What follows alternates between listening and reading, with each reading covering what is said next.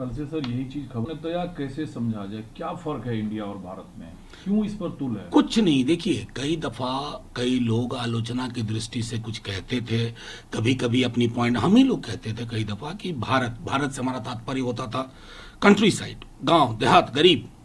और इंडिया तो वो एक मतलब एक मुहावरे के रूप में इस्तेमाल होता था, लेकिन दोनों का अन्योनाश्रय संबंध है। आप अन्योनाश्रय मानिए, कोई फर्क नहीं है। और ये जो कर रहे हैं ना, ये रिडिक्यूल कर रहे हैं खुद अपने ही लोगों को, अपने देश को। लोग हंस रहे होंगे कि एक मोर्चे का नाम इंडिया क्या पड़ गया, कि इन्होंने देखिए अपना ट्विटर बायो बदला और प्रधानमंत्री जी पर को ही ट्रोल करने लगे। प्रधानमंत्री जी के मुंह से मैंने भारत बहुत कम सुना, इंडिया इंडिया ही सुना है। तो इसलिए मैंने कहा कि उनकी महत्वाकांक्षा गुवाहाटी से दिल्ली आने की हो रही है, लेकिन उसके लिए ये सही रास्ता नहीं। उसके लिए रास्ता है कि इंडिया और भारत के बीच में तारतम्य जैसा था वो बना रहे, विभेद ना करें, और हिंदुस्तान का, इंडिया का, भारत का जो कि मिजाज है ना, उसको ना रोंदिए। ठीक है, आपने प्रधानमंत्री इंडिया कही। कांग्रेस की जो ऑफिशियल लाइन थी वो गिनाना शुरू की है जो सरकार की कितनी योजनाओं का नाम इंडिया पर है। तो भाजपा सरकार भी इंडिया नाम लेती है, उस आड़ में छुपने की क्या जरूरत है? मैं सीधी सी बात कह रहा हूं कि इससे ज्यादा बेमानी बेमानी यूजलेस बहस हो ही नहीं सकती। क्या साहब कहां लेके आ गए देश को कि नाम पर चर्चा को इतना घटिया लेवल पर आप ले जा रहे हैं। इससे पता चलता ना कि हमारी राजनीति बीते 9 वर्षों में कितना दूषित कर दी गई है।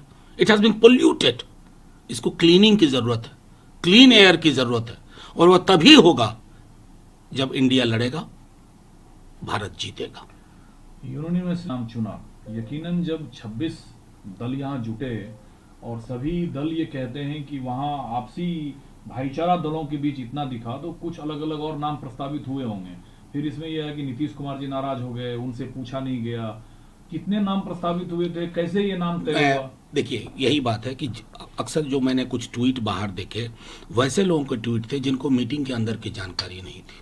मीटिंग खुले मन से लोकतांत्रिक तरीके से हुई, और एक लोकतांत्रिक दल में जो होता है, हर व्यक्ति, हर दल ने अपनी अपनी राय रखी। 5-7 नाम आए, हर नाम पे चर्चा हुई, विशद चर्चा हुई, किसी ने किसी को रोका नहीं। हर व्यक्ति अपने हिसाब से उसने चीजों को रखा कि इस नाम के पीछे क्या भाव होना चाहिए, इस भाव के लिए कौन सा नाम उपयुक्त होगा। 5-7 चीजों पर चर्चा हुई। अंततः अधिकांश सदस्यों ने इंडिया पे अपनी राय रखी।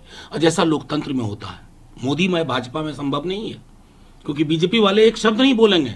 एनडीए के दूसरे पार्टनर हैं ही नहीं, हाशिए के लोग हैं, बुलाया गया, माला पहनवा लिया गया उनसे, और एक विशाल तस्वीर में पीछे 38 दल लोगों को खड़ा कर दिया गया। वहां ये लोकतांत्रिक संवाद संभव नहीं है। अतः पूरी लोकतांत्रिक प्रक्रिया के पालन के पश्चात ये नाम तय हुआ, और इस नाम के पीछे सभी की मनोभावना सन्निहित।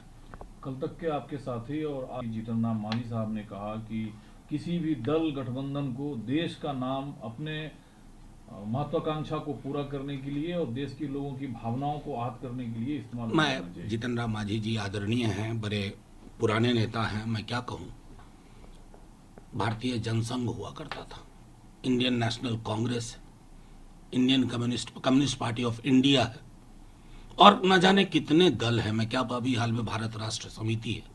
तो मैं समझता हूं कि बिना जानकारी के, कि चूंकि अब इस अलायंस का नाम इंडिया हो गया है और जिसने बीजेपी को और उनके सहयोगियों को रटल कर दिया है, तो उसके लिए कोई बेहतर तर्क और विवेक का इस्तेमाल हो, इसका तो कोई आधार ही नहीं। इसका तो मैंने गिना दिया आपको।